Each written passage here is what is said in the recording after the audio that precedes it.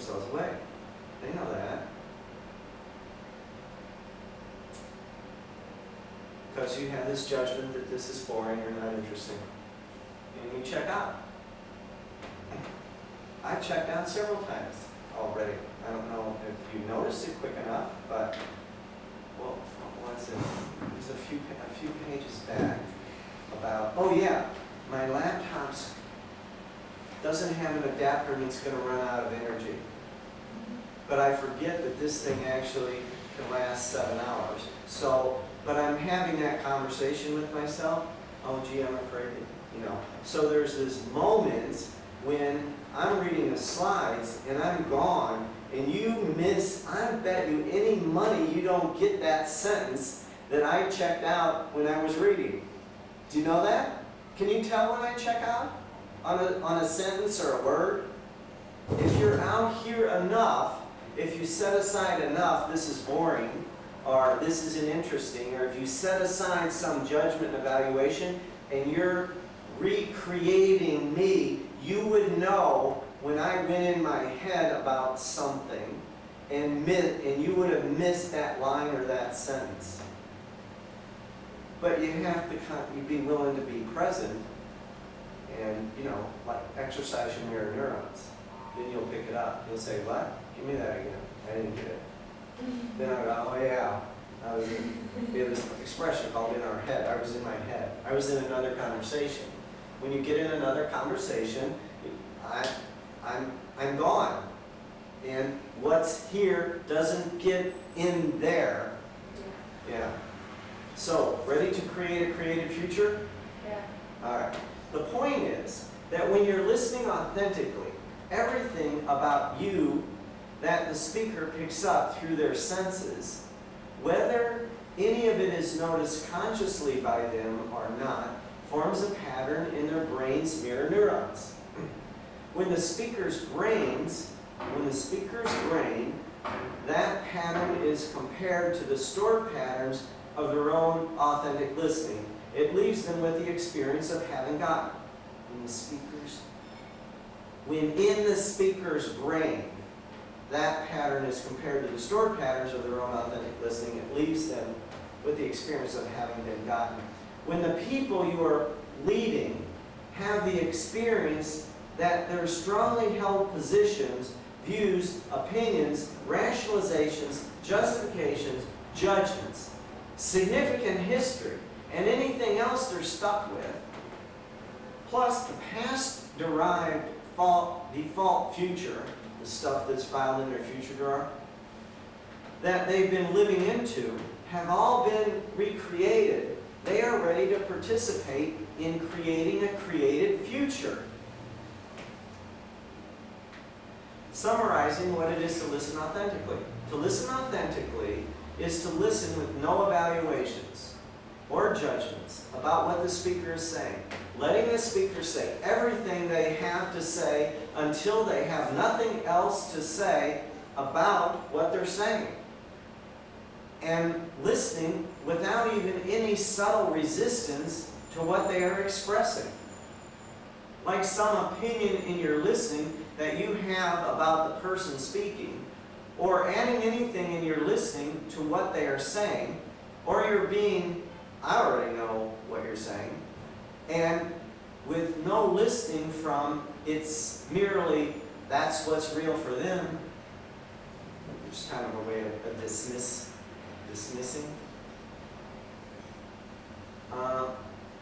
636. Okay, in short, listening so as to leave the speaker not only heard and understood, but with the experience that he or she has actually been gotten and is complete. Remember that you are neither agreeing nor disagreeing, rather you are recreating where you are, what is so where the speaker is. By the way, you have to be open to the possibility that the speaker will repeat something they said without having you already said that in your listening. When in your attempt to listen authentically, someone repeats themselves, it's an indication that you haven't yet left them with the experience that what is there, where they are, is now over where you are.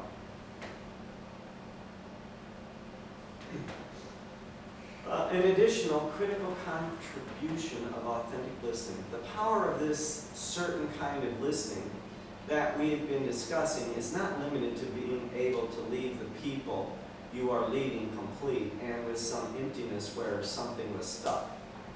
Listening to recreate also leaves you, the leader, with a perspective to add to your own that may well give you a better grasp of the situation with which you are dealing. And in addition, probably with some useful, if not critical, information that would not have been available to you employing our usual default listening. People who would otherwise be good leaders fail as leaders when they lack access to the wisdom of the people they are leading. At the very least, you have some access to what causes the people you are leading to have positions, views, opinions, rationalizations, justifications, judgments, and significant history that they have had. What you gain from others with this kind of listening leaves you more aware of the reality with which you will need to deal. Drawing from Kuzes and Posner, as counterintuitive as it might seem then, the best way to lead people into the future is to connect them deeply in the present. Connect with them deeply in the present. The only visions that can take hold are shared visions. And you will create them only when you listen very, very closely to others, appreciate their hopes, and attend to their needs. The best leaders are able to bring their people into the future because they engage in the oldest form of research. They observe the human condition. Back to taking the past out of the future. In the last paragraph of the Cosmic Joke, we said, for you and the people you are leading to be able to create a creative future. And certainly for you and them to come to live into that creative future. Rather than the past-arrived default future, you and they will need to make some space in the future drawing. So far, we have only spoken about you providing that certain kind of listening for the people you are leading, in order for them to be left with some space in their future drawing. We've not yet spoken about who you need to be as a leader in order to provide that certain kind of listening. Nor have we spoken about the leading yourself. That is, what you need to do for you to be left with some space in your future drawing. All leading begins with leading yourself. We'll start off with the most straightforward aspect of developing yourself to listen authentically. When you are intending to listen authentically, be alert to any inauthenticity that creeps in. For example, any listening from a concern for your looking good, or with any evaluation or judgment about the person speaking or what they are saying. When you notice you have listened inauthentically, what there is to do is to be authentic about having listened inauthentically. Noticing that you have listened inauthentically is an opportunity to train yourself to listen without that inauthenticity.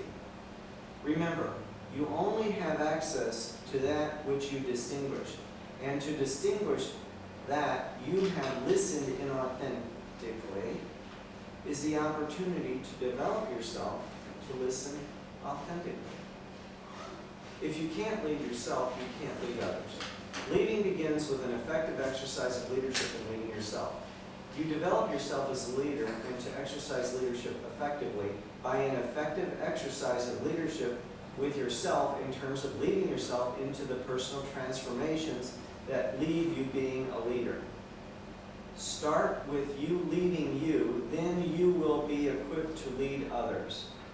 It is far easier for us to see the strongly held positions, views, opinions, rationalizations, justifications, judgments, and significant history that others are stuck with than it is for us to see our own. And as with the people we are leading, our inability to see what we are stuck with makes it difficult for us to see and realistically confront the past-derived default future that we ourselves are actually living into, the almost certain future, the future that gets in the way of our creating and supporting others in creating a creative future. So that's the end of authentic listening.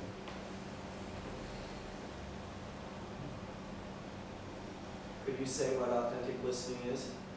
Yeah. You can? All right. Do you want to debrief on that section before we tackle the next 12 slides on nothing between you? Anybody?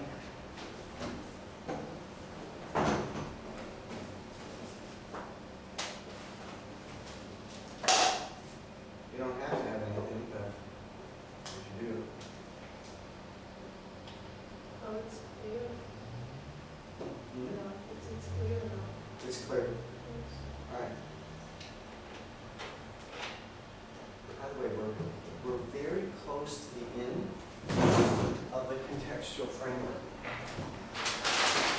By tomorrow, at the end of the day, for sure, maybe even at the end of today, we'll see.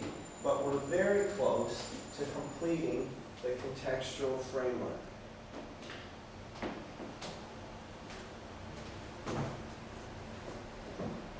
Maybe only about 60 more slides, 50 more slides. Huh? It's not a small amount, 50 slides. Well, we can cover about up to 70 in the session. All right. What did you discover about the difference between what it looks like when you're listening with your already always listening as contrasted with what it looks like when you're authentically listening to a person? How about someone who does not have the same ideas or positions as you do? Were you able to say what authentic listening is? Okay. So the second aspect of is phenomenon. We're continuing the phenomenon, which is the second. Even though we did jump down to concept and terms, back up to phenomenon. So this is called nothing between you and what you're dealing with. Nothing between you and what you're dealing with. In order for you to provide authentic listening and provide yourself with access to realistically confront the past-derived default future that gets in the way of creating a creative future, you will have to get your own positions, views, opinions, rationalizations, justifications, judgments, and significant history out from between you and the situation with which you are dealing.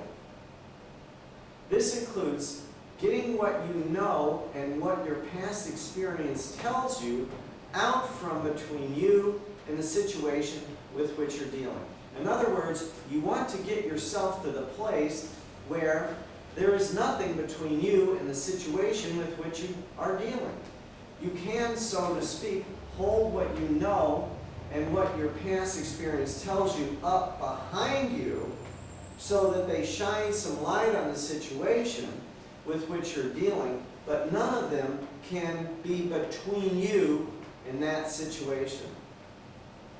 As an analogy, when your positions, views, opinions, rationalizations, justifications, judgments, significant history, and what you know and what your past experience tells you are between you and what you're dealing with, they act as a lens. These constituents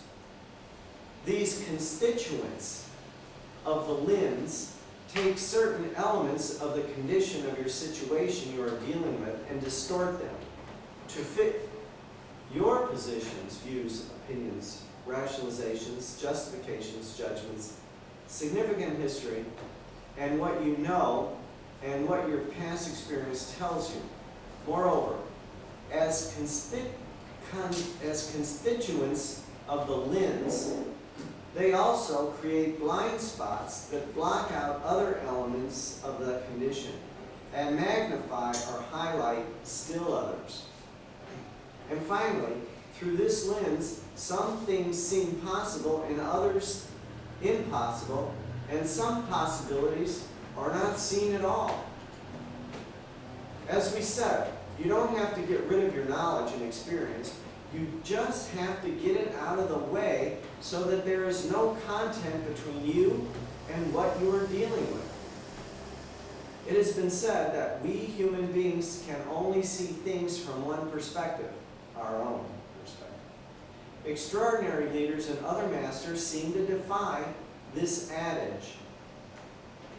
What settles us into one perspective and makes this adage seem to be true is that when things are viewed through our positions, views, opinions, rationalizations, justifications, judgments, and significant history, that is, through what we think we know, that view establishes our perspective.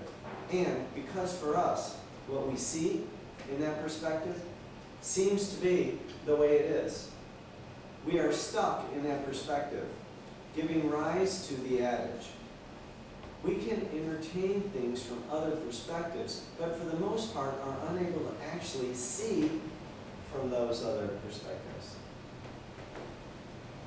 When there is nothing between you and what you are dealing with, you will have the experience of seeing what you are dealing with from a number of perspectives.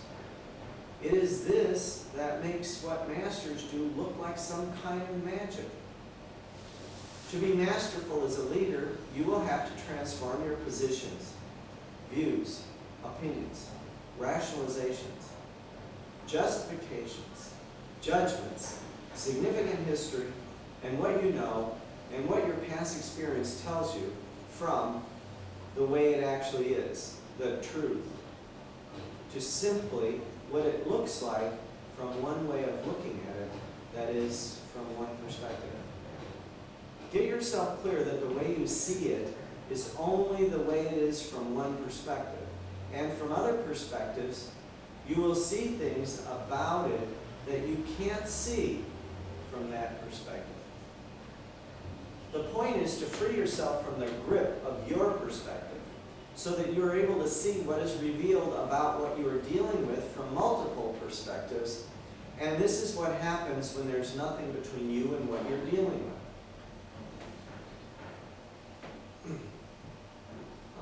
Holding knowledge in the wrong way. It will now be clear to you what may have been unclear when early in the course we said that holding knowledge in the wrong way can actually interfere with the effective exercise of leadership. By the same token, if we have left you with the impression that knowledge, what Rose termed content of leadership, is unimportant, that would be a disservice. What can be said about the conditions I am dealing with from the perspective of knowledge, about those conditions that I as a leader may possess, technical information, critical data, relevant theories, practices in a profession, future trends, and the like, is in many leadership situations a critical perspective. And so is such knowledge simply for the information it can provide. And so is such knowledge simply for the information it can provide. However, as we promised early in the course, even when you personally lack certain experience or knowledge, you will know what to do to be an effective leader. What to do when you lack specific knowledge. When there's nothing between you and what you're dealing with, and as a result you're able to see what is revealed about what you are dealing with from multiple perspectives, you will notice when any perspective lacks clarity for you or is missing some information. This will inform you that there is a need for knowledge you don't have, and you may not be able to learn quickly enough to meet the challenge you face. That is when you as a leader call on those with that specific knowledge to fill in that perspective. However, when you have nothing between you and what you're dealing with, and therefore have a multi-perspective view of the situation, you are able to stand in the perspective of those with that knowledge. instead of being merely dependent on what they tell you, you will find that what they tell you clarifies what you see from that perspective. And this leaves you able to effectively utilize their specific knowledge. Want to know where we are at this point? Yeah. All right. Where we are at this point. We clarified the words and phrases in our contextual framework regarding the definition of leader and leadership as terms, as follows. So this is the definition of leader and leadership as terms. Bring into being as a reality a future that in the prevailing context was not going to happen. That is, did not occur as an authentic possibility, did not call into effective action those required to act in order to realize that future. We covered the future that people are living into is the context that gives people being and action in the present. In the cosmic joke, we covered that we humans unwittingly file the past in the future drawer, and as a consequence, by default, the future people are living into is a past-derived future.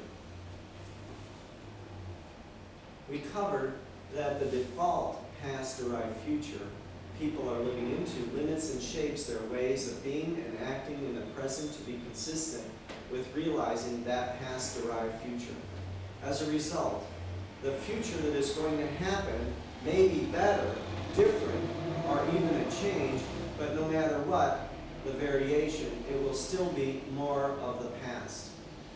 Right? So let me give you that first sentence again.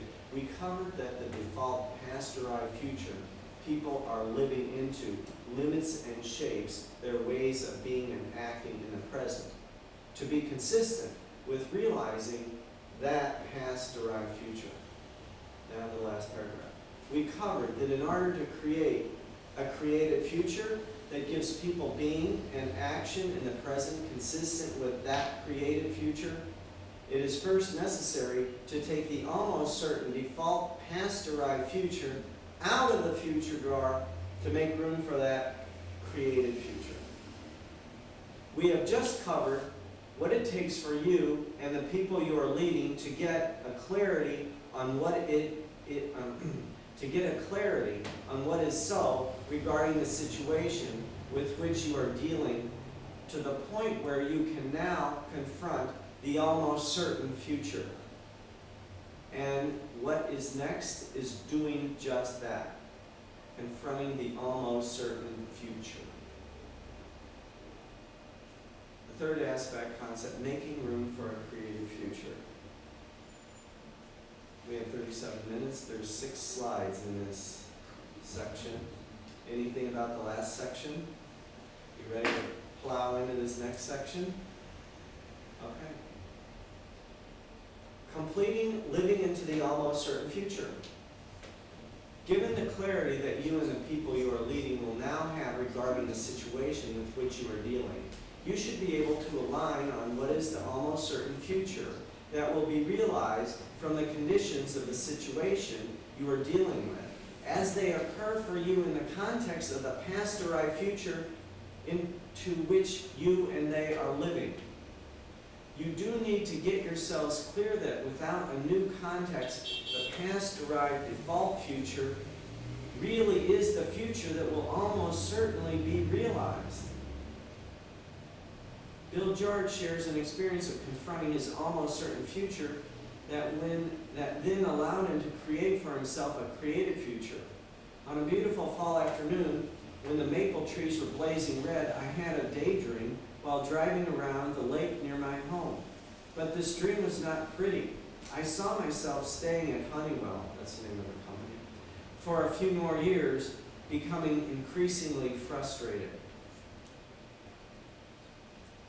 To take the significance out of that almost certain future, and thereby its force to shape ways of being and acting in the present, you and the people you are leading need to get clear that you will somehow survive if the default past-derived future is the future that is realized. The evidence is that you are surviving now, and it is just more of the same. So in other words, if you don't distinguish that default, the past-derived future that you're living into, you will be fine. It will just be more of the same. And you know, you will survive. Ukraine will survive. It has for, what, 1,000, 2,000 years? 22 years. Huh? 22 years. How many? 22. 22. Yeah, but Kyiv Rus goes back to 800 AD, right? Kyiv Rus has survived. This town, Podol, has been here for... Oh, in 500, I think. Yeah, As legend says. right, okay, so 1,500 years, it's going to continue to survive. You don't need to take the default past-derived future out of the future. You don't need to. You'll be fine. All right. But if you want to, this is the technology to do that with. You have to know what that is, right? You have to know that the future you're living into is called, you know, the fish rots from the head down, and people are powerless. That's a future, a default future. And there's lots of other things, like don't share your hopes, dreams, and wishes. Don't share anything you want for yourself in the future, or it'll hex it. That is something from the past that's in your future. And everybody here has done fine with that. However, if you want a breakthrough in performance, people have to know what you're up to.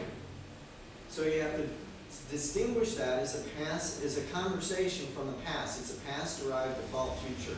It got put in the future drawer.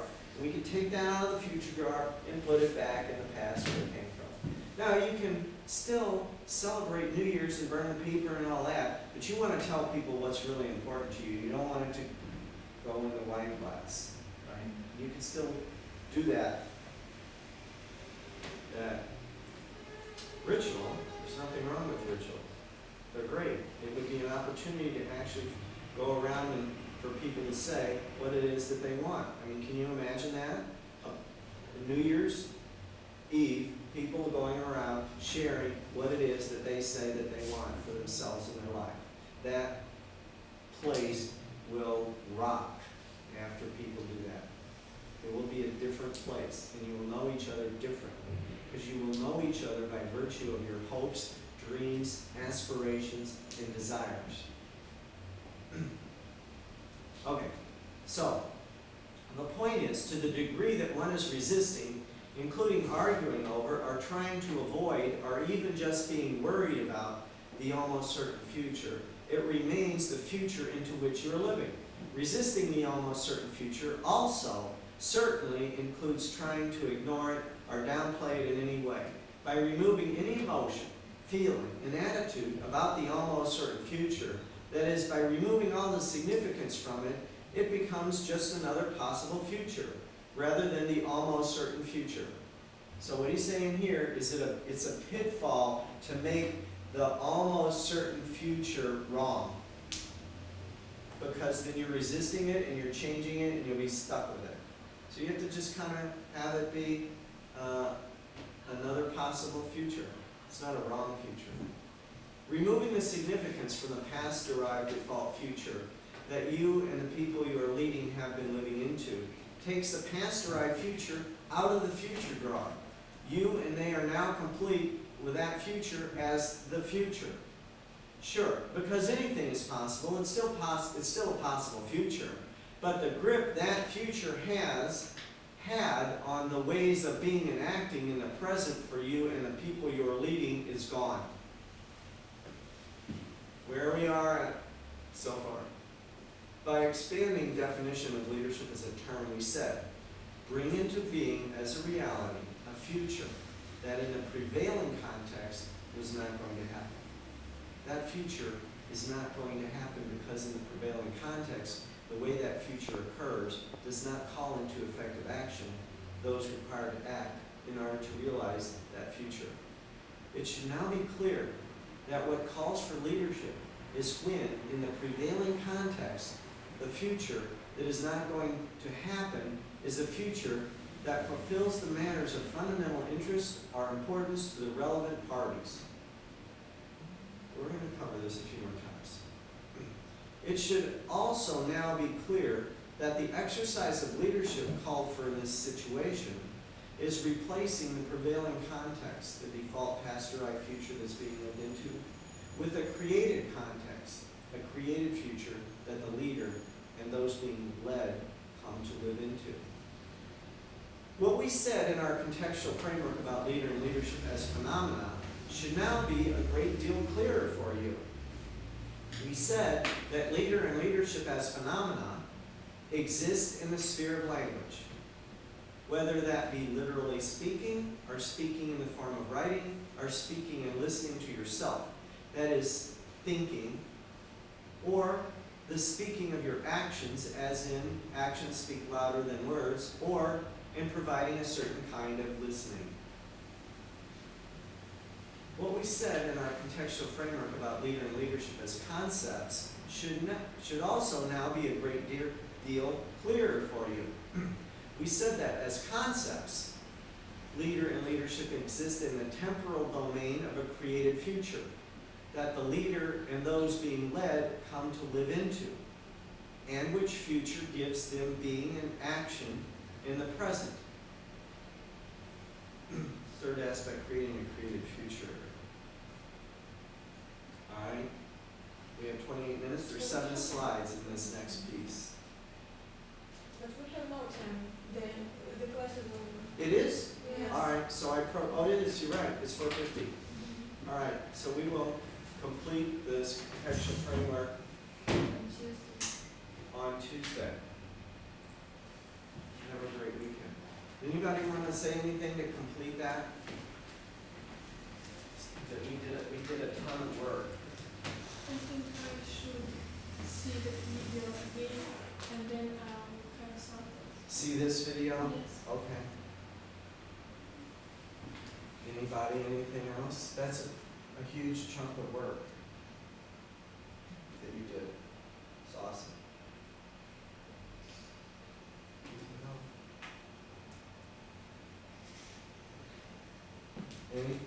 Any questions, comments, anything?